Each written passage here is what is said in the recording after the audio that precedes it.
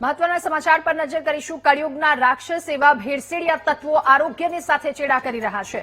સાબરકાંઠાના પ્રાંતિજ તાલુકાના સલાલ ગામે નકલી દૂધની ફેક્ટરી ઝડપાઈ। સલાલ ગામે સત્યા ડેરી પ્રોડક્ટ્સ નામની પેઢી પર પોલીસે દરોડા પાડ્યા। યુરિયા, કોસ્મેટિક સોડા અને ડિટર્જન્ટ પાવડરથી નકલી દૂધ તૈયાર કરવામાં આવતું હતું તો પોલીસે કાયદાના સંઘર્ષમાં આવેલ સગીર અને 4 આરોપીઓને પકડી પાડ્યા છે। દરોડા પાડવામાં આવ્યા દરમિયાન પોલીસે 71 લાખથી વધારે રૂપિયાનો મુદ્દામાલ પણ જપ્ત કર્યો છે। ત્યારે યુરિયા અને કોસ્મેટિક સોડા કે જેનો ઉપયોગ કરવામાં આવતો હતો નકલી દૂધ બનાવતી ફેક્ટરી ઝડપાઈ। પોલીસે દરોડા પાડ્યા એ દરમિયાન આ તમામ વ્યક્તિઓ ઝડપાયા છે, સાથે 71 લાખના રૂપિયાથી વધારેનો મુદ્દામાલ પણ જપ્ત કર્યો। ભેળસેળિયાની પ્રવૃત્તિ પર તંત્રની લગામ કેમ નથી? આ ઘટના બાદ સવાલ એ પણ ઉઠી રહ્યો છે, શું આ હાનિકારક દૂધનું બાળકોએ પણ સેવન કર્યું હશે?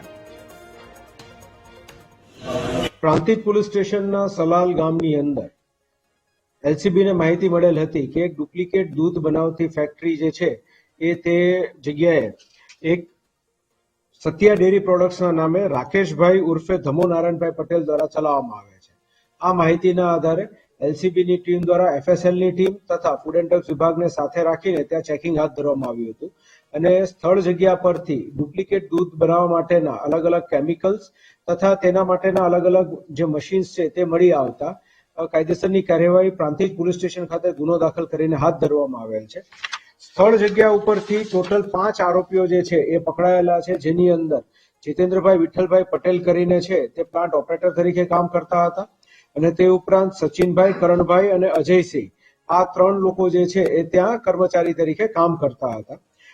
આપણે ત્યાંથી જે ટોટલ મુદ્દામાલ કબજે કર્યો છે આશરે 71 લાખ રૂપિયાનો મુદ્દામાલ છે અને આ મુદ્દામાલની અંદર જે કેમિકલ્સ મળી આવ્યા છે તેની અંદર સોયાબીનનું તેલ મળી આવ્યું છે કે જે પોતે દૂધની ચમક વધારવા માટે તથા મિલ્ક ફેટને બદલે વપરાતો સસ્તો વિકલ્પ તરીકે વપરાતું હતું।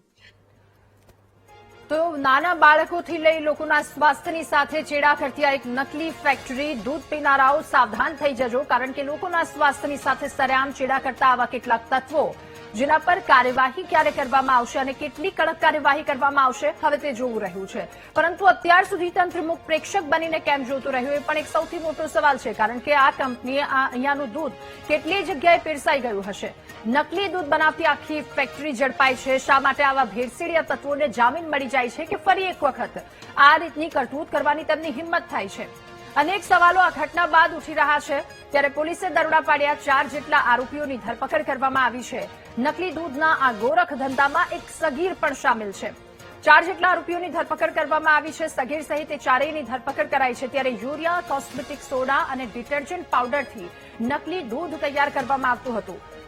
લોકોના સ્વાસ્થ્ય માટે કેટલું હાનિકારક આ તમામ વસ્તુ કે તેમ છતાં ખિસ્સા ભરવાની લાલચમાં તમામ લોકો, નાના બાળકોથી લઈ અને લોકો સુધી, તમામ લોકો સુધી આ દૂધ પીરસતા હતા, જેમાં યુરિયા, કોસ્મેટિક સોડા અને ડિટર્જન્ટ પાવડરનો ઉમેરવામાં આવતા હતા।